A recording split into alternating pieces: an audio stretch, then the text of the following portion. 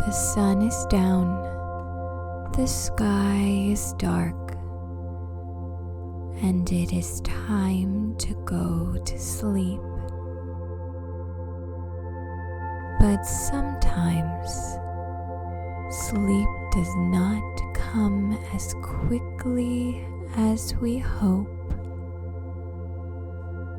Sometimes sounds or thoughts can get in our way and keep us awake.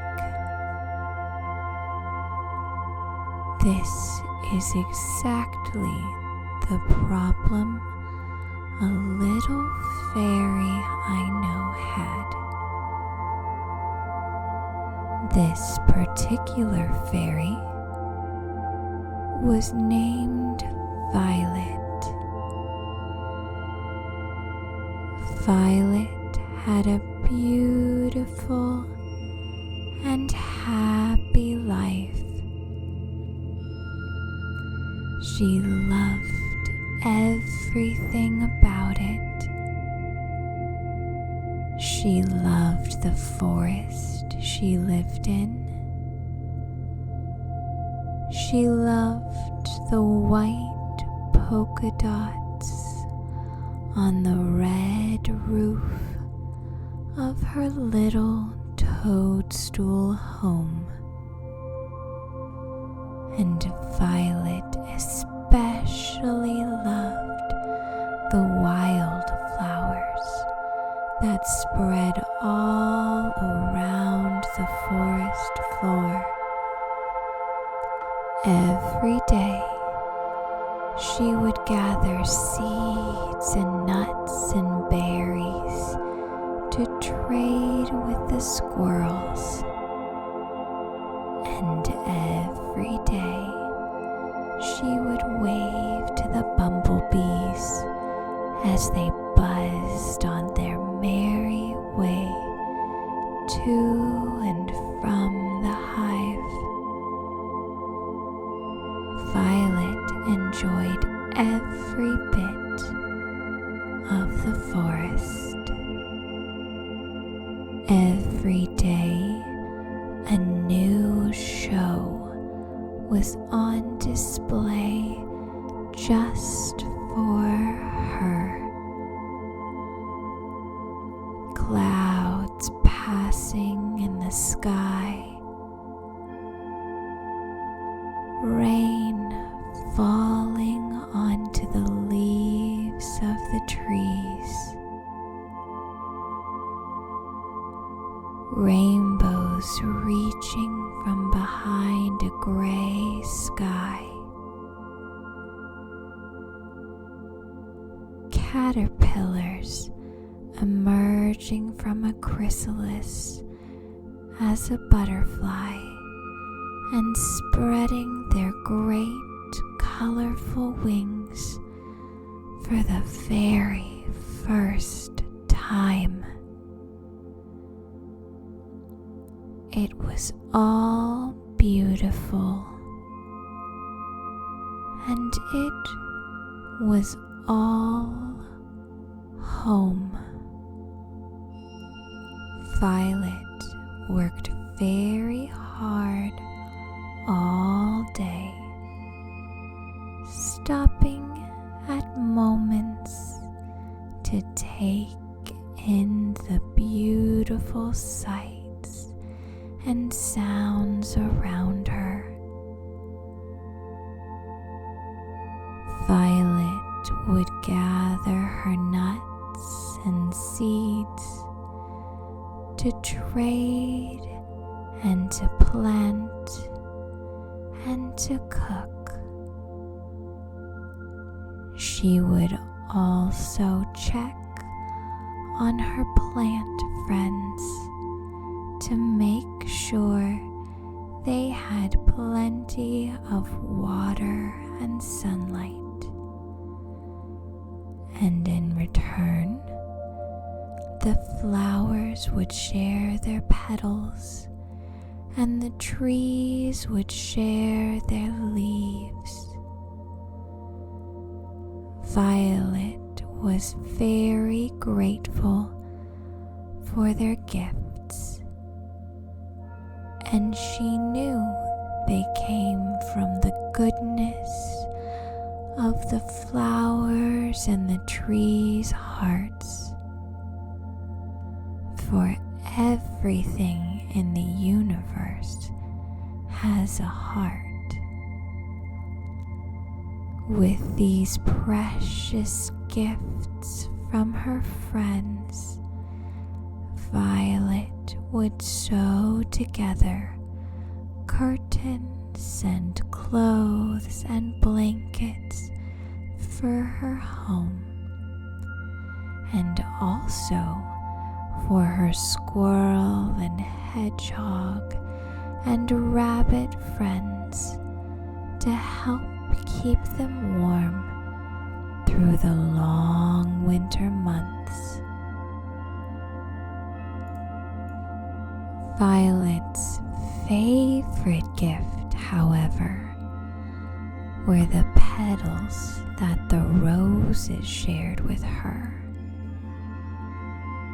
Violet loved how beautiful the pink and yellow rose petals smelled, and she would save these especially to sew together, making a quilt that was the perfect temperature for her tiny fairy self. Violet continued her days just this way, savoring every single moment of beauty the forest gave her. Everything went on in the usual blissful way until an owl moved into the tree Violet's toadstool grew under. The owl slept all through the sunny day as Violet and the bees and the animals worked. The trees grew taller, and the flowers stretched their petals in the sun. But the owl slept soundly. At night, once the sun went to sleep and the stars shined their brightest, Violet would eat her warm chestnut soup, snuggling under a leafy cardigan, and listen as the crickets sang love songs to one another. Violet loved the crickets and their beautiful leggy violins. She knew the stars loved it too, because on the nights when the crickets sang, the stars shone like jewels, and when the crickets were silent, a blanket of rainy, drippy clouds covered over the stars. But the owl saw the crickets and their serenades as his alarm clock. He would sit bolt upright and fly out of his home inside of the tree in search of some food. Violet waved goodnight to him and bowed to her cricket troubadours before closing the tiny door of her toadstool home behind her. She closed the white petunia petal curtains over her windows and snuggled under her rose petal quilt.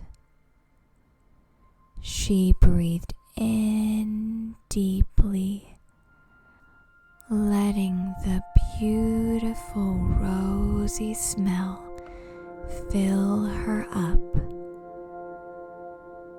She breathed out deeply, imagining all of her busyness was flowing out of her.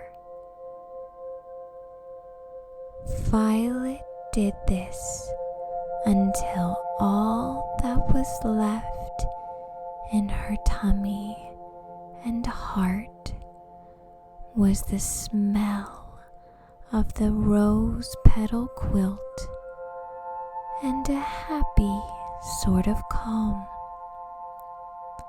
She was almost asleep when she was jerked out of bed by the loud hoot of the owl, who had just returned home to the tree after eating his dinner. Again, Violet would close her eyes and snuggle under her blanket, breathing in the happy rosy smell of her home and breathing out her worries. And again, she would be startled by the happy hoot of the owl. This went on for some time that night, and Violet was starting to feel sad. She loved her home and her forest, and knew there was room for all friends here. But how could she sleep with the owl hooting? Violet sat silently for some time, not thinking, but just listening to the sound of her breathing. In and out, and in and out, and in and out, and in and out. It was while she was thinking how calm that made her feel that Violet realized she could not sleep without the sounds of the crickets singing. She could not sleep without their beautiful song, no matter how loudly or quietly they performed.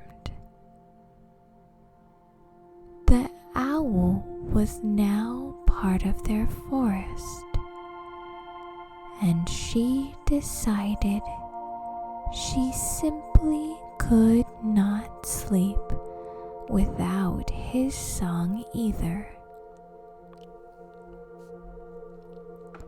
The owl sang every bit as beautifully as the crickets, and was just as soothing. From then on, every time the owl would hoot out his accompaniment with the crickets, Violet took a deep breath in of her rosy quilt and smiled ever so softly, thankful that she lived and slept in a forest full of so many beautiful things and kind friends. And just before releasing herself into a beautiful blue and purple mist of sleep, she counted the lines of the forest song, beginning at 10 and counting backwards towards sleep. 10 crickets playing their instruments slowly, like a bow on a violin. 9 crickets stringing long, beautiful notes together to create a quiet chorus of calm. 8 crickets, hearts filled with love at the sound of the sweet music. 7 flower petals closing gently, tucking in to go to sleep. 6 squirrels snuggling warmly together. 5 hedgehogs snoring sweetly in unison. 4 rabbits' noses twitching as they dream of juicy radishes. 3 trees creak comfortably as they stretch their roots into the cool, damp earth. 2 clouds drift silently above. 1 star winks as it too goes to sleep. 0. No more thoughts, no more needs, just beautiful, sweet dreams of a purple swirling mist that carries you off to relaxation. And just like that, Violet fell happily and deeply asleep.